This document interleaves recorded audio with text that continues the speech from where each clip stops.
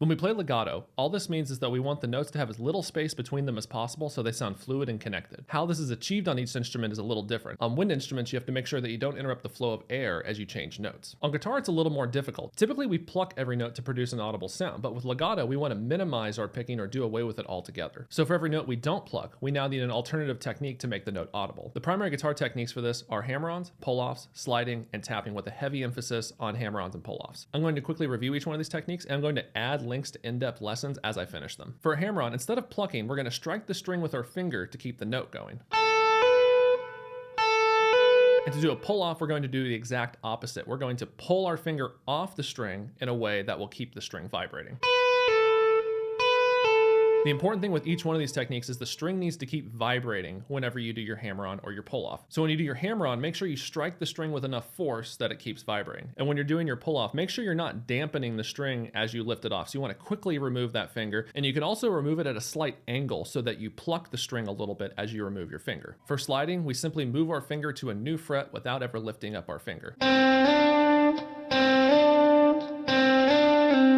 And then tapping is essentially just a hammer-on, but we're performing it with our right hand instead of our left hand. Pull-offs are the same with tapping as well.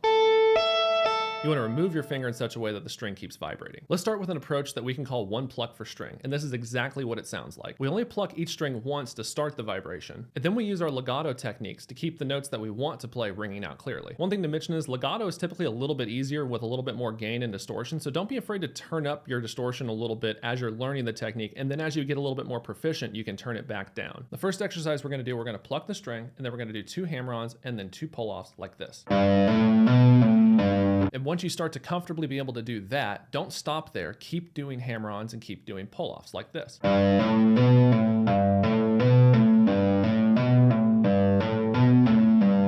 After we start to be able to keep those notes ringing with just hammer-ons and pull-offs, we're going to add a few slides. We're going to go hammer-on, hammer-on, then we're going to slide up, and then we're going to do pull-off, pull-off, and then we're going to slide down like this. And as you get comfortable doing that, you're going to want to do that on all 6 strings on different parts of the neck, and you can also vary up the pattern that you're doing so they're using different fingers as you go through these exercises. The next exercise, we're going to switch back and forth between 2 strings using legato. On the first string, I'm just going to pluck, and then I'm going to do 2 hammers. And then on the second string, I'm going to pluck, I'm going to do a hammer-on, I'm going to do a pull-off, and then I'm going to do 2 hammer-ons like this. Putting that together, it's going to sound like this.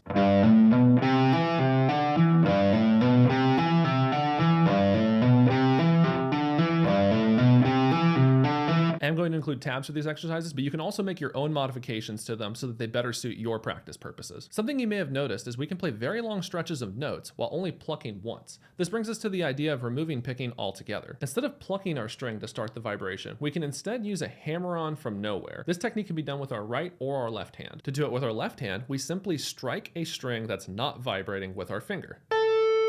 And we just have to make sure that we strike it hard enough to make the string vibrate. It's the exact same technique with our right hand. We just strike a non-vibrating string with our finger hard enough to make it vibrate audibly.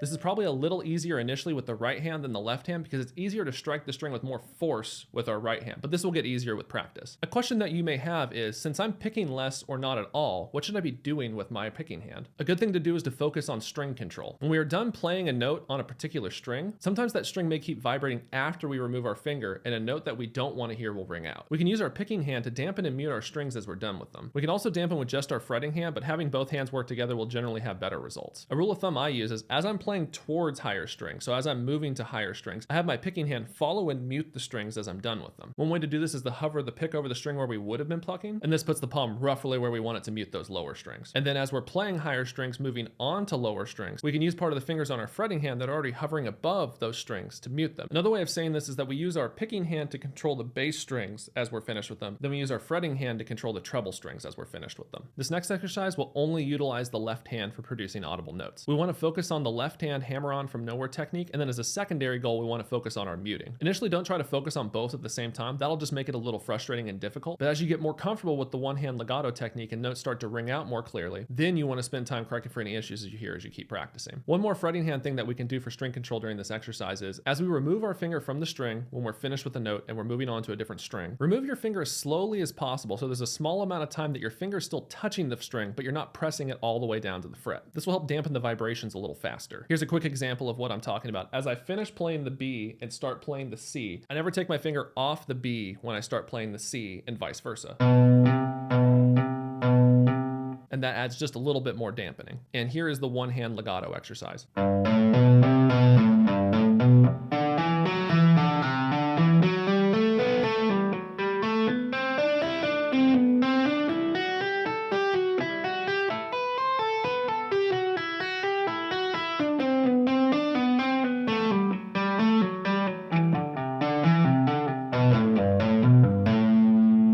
So not an easy exercise in any way, shape, or form, but it definitely helps develop that technique. We're gonna do one more exercise that's gonna help with our hammer-ons from nowhere in our right and our left hand. We're gonna take this very simple tapping pattern. What we're going to do is we're going to change which note that we start the pattern on, so we have practice doing the hammer-ons from nowhere with different fingers. So this is starting with the index finger, starting with the pinky, and then starting with the tapping finger. And then we should do that on every string. And then I'm also going to tab out some variations on that pattern, so you're not just practicing your index and your pinky finger with your left hand. Here's a couple more applications of no pick legato. One is selective picking or selective thumping. For this technique, every note is started with a hammer-on, and then we generally only pluck to repeat notes. Here's an example of selective picking.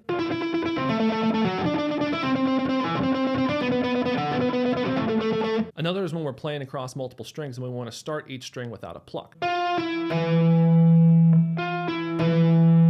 One final tip for practicing legato is to turn your reverb down a little bit. Reverb will naturally remove the space between notes and make things sound smoother. Reducing reverb while practicing will make it a little harder to sound connected and will help improve the overall technique. That's it for today. Don't forget to hit like and subscribe, and I'll see you next time.